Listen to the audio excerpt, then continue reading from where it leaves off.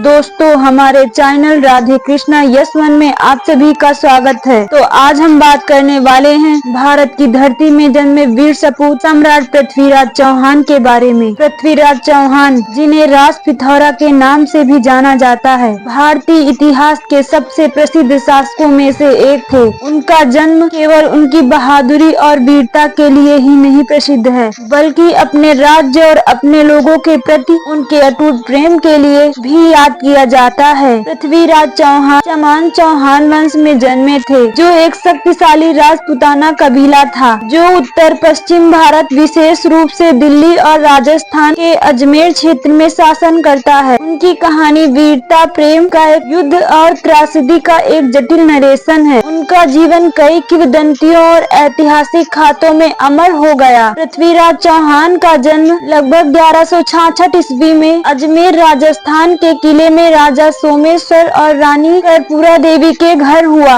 उनके पिता सोमेश्वर अजमेर और दिल्ली के जुड़वा राजधानियों के शासक थे, जो उस समय भारत के उत्तर का सबसे शक्तिशाली राज्य था। चौहान वंश का राजपूताना पर लंबे समय तक शासन रहा, लेकिन सोमेश्वर के बेटे पृथ्वीराज के शासन में उनकी प्रसिद्धि और उच्चतम स्तर पर पहुंच गई। पृथ्वीराज एक प्रतिभाशाली शासक थे। ऐतिहासिक और अर्धलौकिक स्रोतों के अनुसार उन्होंने बहुत छोटी उम्र में वीरता और कौशल के संकेत दिखाए। वह युद्ध, धनुर्विद्या, तलवारबाजी और घुड़सवारी के कलाओं में उनकी बुद्धिमत्ता, बहादुरी और नेतृत्व जल्द ही स्पष्ट हो गए और उन्हें चौहान राज्य के शासक के रूप में अपने पिता का उत्तराधिकारी बनने के लिए तैयार किया गया। पृथ्वीराज की शिक्षा विभिन्न शिक्षकों द्वारा हुई, जिसमें प्रसिद्ध विद्वान और कवि चंद्रबरदाई शामिल थे, जो बाद में उनके दरबारी कवि बने और उनके जीवन को महाकाव्य कविता पृथ्वीराज रासों में दर्ज करने के लिए अक्सर श्रेय दिया जाता है।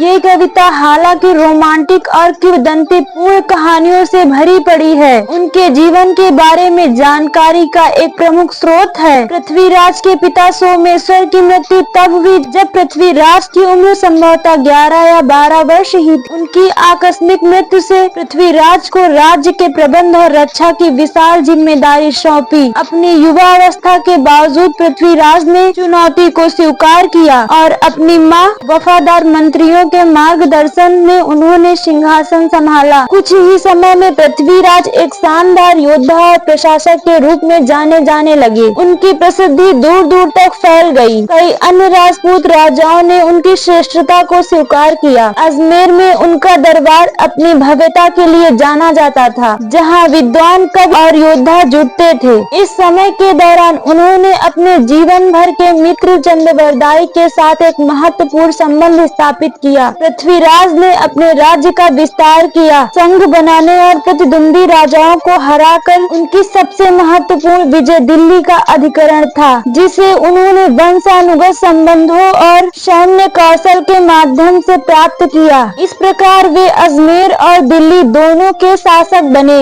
जब पृथ्वीराज अपने साम्राज्य को मजबूत कर रहे थे, उत्तर भारत में मुस्लिम आक्रमणकारियों से बढ़ते खतरे का सामना किया। मोहम्मद गौरी, जो तुर्की के एक युद्ध से लौटे थे, वर्तमान अफगानिस्तान से आए थे। गौरी पहले के आक्रमणकारियों जैसे महमूद गजनवी के विपरीत केवल लूटपाट में रुचि नहीं रखते थे, बल्कि भारत में एक स्थायी मुस्लिम साम्राज्य स्थापित करना चाहते थे। मोहम्मद गौरी की नजर भारत के उत्तरी उपजाऊ मैदान, विशेषकर उत्तर भारत के समृद्ध राज्यों पर थी। 1191 ईस्वी में उन्होंने चौहान क्षेत्रों में आक्रमण किया। गौरी की सेना भारत की ओर बढ़ी, दिल्ली क्षेत्र को कैद करने और मुस्लिम वर्चस्व स्थापित करने के उद्देश्य से। पृथ्वीराज हिंदू भारत के दृढ़ रक्षक ने अपनी सेना तैयार की और गौरी का सामना ऐतिहासिक तराइन के युद्ध भूमि पर किया। वर्तमान ताराउड़ी हरियाणा पहले तराइन के युद्ध में पृथ्वीराज के नेतृत्व में राजपूत राजाओं का एक बड़ा गठबंधन गौरी की सेना के खिलाफ था। यह लड़ाई भयंकर थी, जिससे राजपूत पारस्परिक घुड़सवार और धनुर्विद्या की तकनीक का उपयोग कर रहे थे। पृथ्वीराज स्वयं अग्रिम मोर्चे पर थे और अपनी अद्वितीय वीरता प्रदर्शित कर रहे थे। उनकी सेना ने गौरी की सेना को निर्णायक रूप से हरा दिया। गौरी युद्ध में घायल हो गया और किसी तरह भागने में सफल रहा। अपने देश लौटते हुए पहले तराइन के युद्ध में पृथ्वीराज की विजय ने उन्हें अत्यधिक सम्मान दिलाया और उनके समय के सबसे महान राजपूत राजा के रूप में उनकी प्रतिष्ठा और मजबूत किया। अपने सैन्य अभियानों और शासन के बीच पृथ्वीराज के जीवन की सबसे प्रसिद्ध घटनाओं में से एक उनकी प्रेम कहानी है, जो कन्नौज के राजा जयचंद्र की बेटी संयोगिता के साथ थी, जो एक प्रतिद्वंदी राजपूत शासक थे। जयचंद्र और पृथ्वीराज दूर के चचेरे भाई थे, लेकिन उनके बीच कड़वी दुश्मनी थी, जो मुख्यतः पृथ्वीराज के बढ़ते प्रभाव के कारण थी। राजा जयचंद्र ने अपनी श्रेष्ठता स्थापित करने के लिए अपनी बेटी संयोगिता के लिए एक स्वयंवर का आयोजन किया। हालांकि उन्होंने जानबूझकर पृथ्वीराज को समारोह में आमंत्रित नहीं किया, लेकिन संयोगिता पृथ्वीराज से गहराई से प्रेम करती थी, क्योंकि उसने उनकी वीरता और सुंदरता के बारे में सुना था। किंवदंती के अनुसार उसने पृथ्वीराज को संदेश भेजा और विवाह करने की इच्छा व्यक्त की थी। एक नाटकीय मोड़ में पृथ्वीराज बिना आक्रमण के स्वयंवर में पहुँचे। कहानी के अनुसार संयोगिता ने पृथ्वीराज की एक मूर्ति को वरमाला पहनाई, जो उसे अपने पति के रूप में चुनने का प्रतीकात्मक कार्य था। उसी क्षण पृथ्वीराज वहां आ गए और एक साहसिक कदम उठाते हुए उन्होंने संयोगिता का अपहरण कर लिया, जो उपस्थित राजकुमार और उनके पिता जयचंद्र के सामने हुआ। इस कार्य से जयचंद्र और पृथ्वीराज के बीच दुश्मनी को और बढ़ावा मिल गया। पहले तराइन के युद्ध में पराजित होने के बाद मोहम्मद गौरी अपने नुकसान का बदला लेने और उत्तर भारत पर विजय पाने के लिए दृढ़ थे।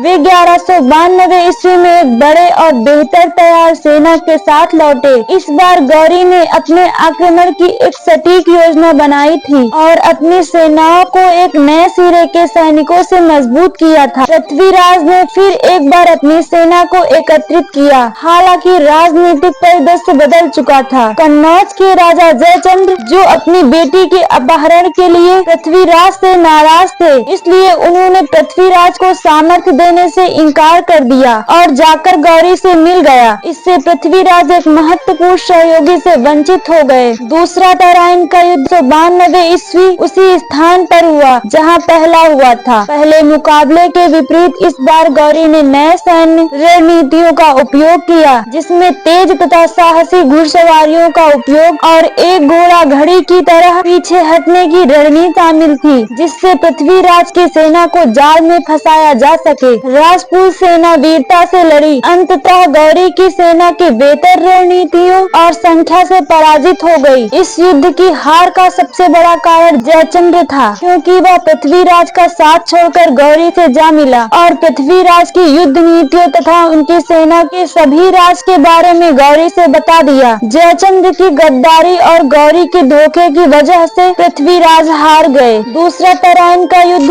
राजपूत सेना की हार का एक महत्वपूर्ण मोड़ था। पृथ्वीराज को युद्ध के बाद कैद कर लिया और उसका दिल्ली का राज्य मोहम्मद गौरी के हाथों में चला गया। इस हार से उत्तर भारत के लिए मुस्लिम शासक के दरवाजे खोल दिए, जिससे दिल्ली सल्तनत की स्थापना हुई। युद्ध के बाद पृथ्वीराज चौहान को गौरी ने कैद कर अपने साथ अफगानिस्तान ले गया और वहाँ तरह तरह की यातनाएं दी गयी। उसने गर्म सरिया से पृथ्वीराज की आंखें तक फुड़वा दी। उन्हें और भी काफी कष्ट दिए गए। जब उनकी इस दशा का पता उनके राजकवि और उनके परम मित्र चंद्रवरदाई को लगा, तो वह भी अफगानिस्तान जाते हैं। वहाँ पृथ्वीराज के साथ गौरी को मारने की योजना बनाते हैं। चंद्रवरदाई गौरी के सामने शब्दवेदी बाण चढ़ाने की कला का खूब बखान किया। मोहम्मद गौरी यह सुनकर हैरान रह गया था कि कोई आवाज सुनकर सटीक निशाना कैसे लगा सकता है। लेकिन राजा दशरथ के बाद पृथ्वीराज चौहान के पास यह कला थी,